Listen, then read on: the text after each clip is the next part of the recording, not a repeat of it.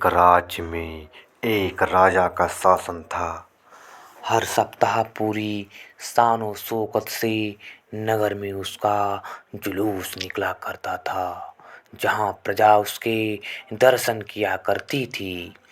एक दिन एक नन्हा चूहा उसी राजमार्ग के किनारे किनारे कहीं जा रहा था, जहाँ राजा का जुलूस निकलने वाला था।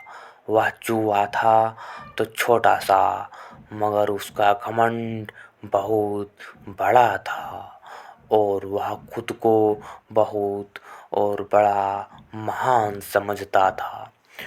कुछ देर बाद राजमार्ग से राजा का भव्य जुलूस निकला, जिसे देखने लोगों की भीड़ लगने लगी।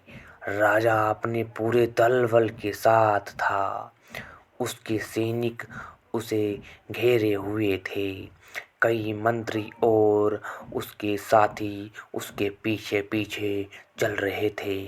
वह एक विशाल बड़ा सा हाथी पर सवार था, इसीलिए उसे बहुत भव्यता से सजाया गया था और उसकी शान भी देखते देखते बनती थी।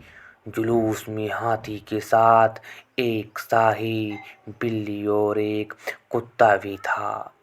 राजा का जुलूस देखने को उमड़ी भीड़ राजा के साथ साथ उसके शाही हाथी की भी प्रशंसा कर रही थी।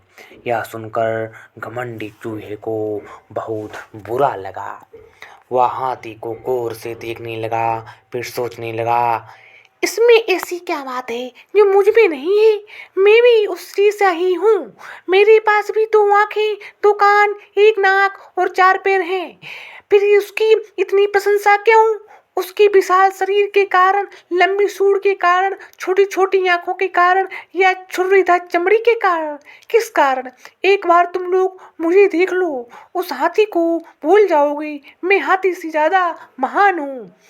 चूहा ये सब सोच ही रहा था कि शाही बिल्ली की नजर उस पर पड़ गई और उसकी लार टपक गई। जुलूस छोड़ वह उसकी ओर लपकी। फिर क्या था, चूहा अपनी सारी महानता भूलकर दुम दबाकर भागा। भागते भागते वह हाथी के सामने आ गया। आगे बढ़ते हाथी ने उस पिद्दी से चूहे को देखा तो नहीं और अपनी विशाल पैर उठा लिया।